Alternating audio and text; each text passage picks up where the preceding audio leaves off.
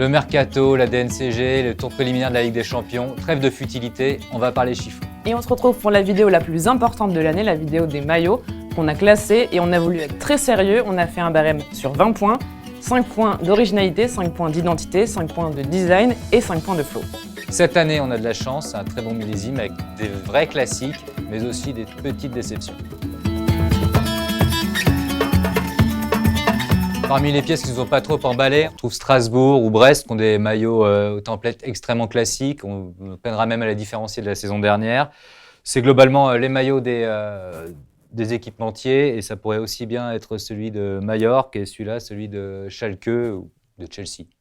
Dans la même veine, on a le maillot du LOSC. Là, pour le coup, on peut saluer l'effort d'avoir rajouté le scapulaire, mais on ne le voit pas beaucoup. Et puis, de la part d'un équipementier comme ça, on attend un truc plus street. Et il y a aussi celui de Lorient, donc pour le coup, la couleur est hyper identifiable. Mais d'avoir rajouté du blanc et autant de blanc et de manière aussi posée là, comme ça, sans qu'on comprenne vraiment, c'est pas forcément très heureux comme rendu. Ouais, c'est dommage parce qu'il a une très belle finition par ailleurs, mais c'est vrai qu'on se demande pourquoi il a un bavoir.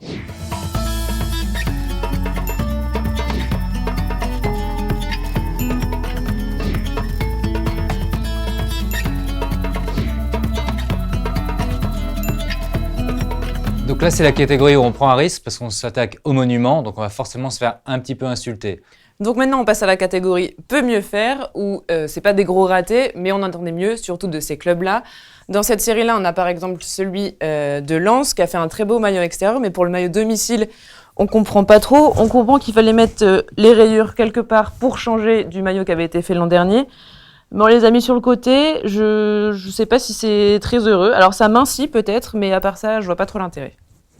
Et pour continuer, on a celui de l'OM qui a voulu rendre hommage à Marseille, au calcaire, au calanque et tout ça. Donc l'idée est plutôt bonne, surtout qu'il y a tout un storytelling global, donc pourquoi pas. Mais le résultat laisse peut-être un peu à désirer parce que ça fait des traces grises sur le maillot. On comprend pas forcément ce que c'est quand on le sait pas. Et bon, c'est pas forcément très joli. Ça fait un petit peu sale. Maintenant qu'on s'est fait insulter par les supporters lensois et les supporters marseillais, on va continuer à s'attaquer à d'autres monuments. À l'OL qui continue à balader ses bandes, mais cette fois-ci on est un petit peu déçu parce qu'elles sont toutes petites. Pour moi, c'est le marqueur du maillot, alors qui est certes parfois horizontal, parfois vertical, parfois en scapulaire, mais cette année il est un peu trop discret. Pas sûr que c'était vraiment le moment dans l'histoire du club aussi de célébrer la grande gastronomie parce qu'on mange pas non plus Gucci tous les jours là-bas. Et puis enfin, il y a ces dorures qui servent à rien si ce n'est peut-être à remplacer une armoire à trophées. En ce qui concerne l'AS Monaco, c'est toujours un défi, puisque là, pour le coup, on a affaire à un des maillots les plus identifiables du foot français, voire européen.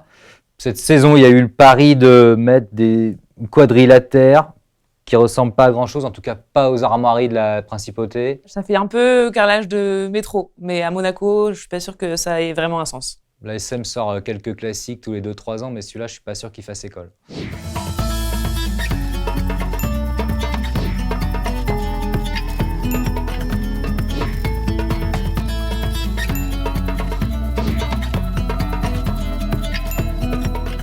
Donc maintenant, on va s'attaquer aux bons élèves de la saison et notamment au Stade Rennais qui n'a pas sorti le banger 2020-2021 avec l'Odorico, mais là on retrouve quand même des motifs qui rappellent la Bretagne et une très belle coupe assez chic, donc c'est un classique déjà. Dans la catégorie des bons élèves, il y a aussi Metz qui a fait un maillot avec un motif, donc ça peut être un peu clivant, mais c'est en référence à un dragon mythique de la ville, donc ça a du sens.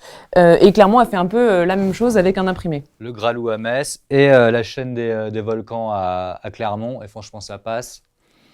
Et en plus, c'est la couleur de l'année selon le nuancier Pantone, le magenta, donc ça fait un point en plus pour Clermont.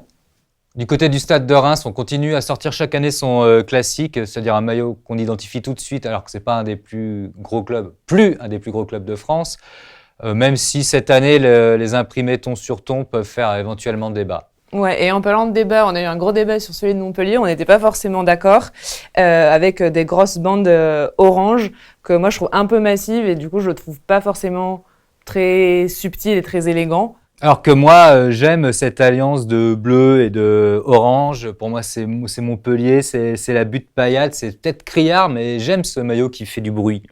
Reste le maillot du PSG qui a un défaut majeur, c'est de ne pas respecter le template Echter.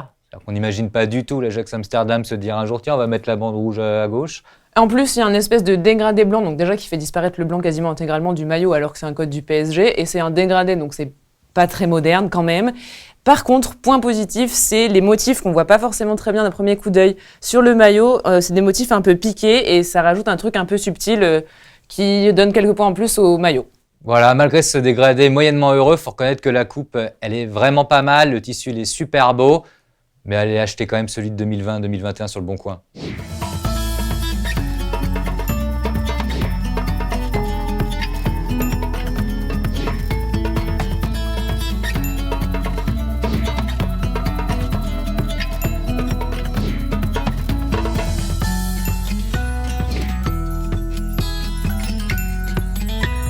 Comment réussir à être élégant quand on est en jaune canari?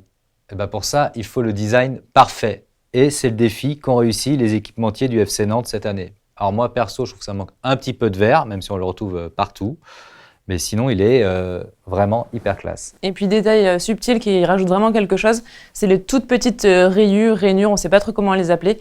Ça fait un espèce d'effet de matière et ça rajoute vraiment le petit détail qui tue. Et si vraiment vous osez pas le jaune, bah, sachez qu'en blanc, il est encore plus beau et c'est une des tendances de l'année. C'est-à-dire que les maillots extérieurs sont super beaux et ça, vous pourrez le voir à Lyon, à Marseille, à Toulouse ou encore à Lens. On continue dans la catégorie des très bons élèves avec les plus beaux maillots dans lequel on retrouve Le Havre qui pour fêter son retour en Ligue 1 a tout donné avec ses deux couleurs historiques et avec des motifs géométriques qui sont en fait une référence au container du port du Havre et moi je trouve ça vraiment très réussi. Pour le coup, on a affaire à un des 3 maillots emblématiques de France, c'est-à-dire qu'avec le PSG, quand il se respecte, l'AS Monaco, le Havre, c'est le maillot qui est inimitable. Si on a un maillot comme ça, c'est forcément celui du Havre. Sur notre podium ex aequo, comme à l'école des fans, on va trouver le maillot de Toulouse qui, après avoir alterné le blanc, le violet, le blanc, le violet, a décidé de mettre les deux en même temps et c'est franchement une réussite. Et tout à l'heure, tu parlais d'être stylé en jaune, c'est pas facile. Être stylé en violet, c'est pas facile non plus. Mais en ce moment, le violet, on en voit partout. Donc tant mieux pour le TFC, qui fait un maillot à rayures violet et blanc et que je trouve très réussi. Je trouve très cool. Et je me dis, par exemple, en festival, vous serez super cool avec un maillot du TFC. Et en plus, vos potes vous retrouveront, donc c'est toujours pratique. Mais si je devais en garder qu'un seul cette saison, ce serait celui de l'OGC Nice.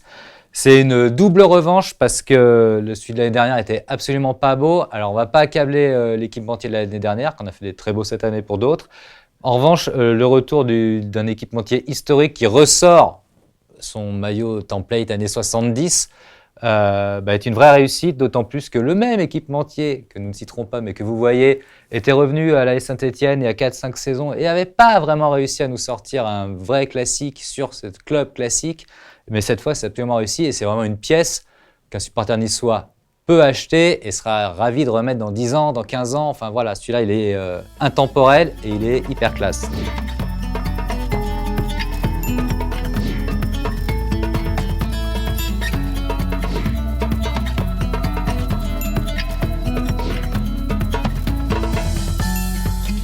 Allez, moi je pars avec celui-là.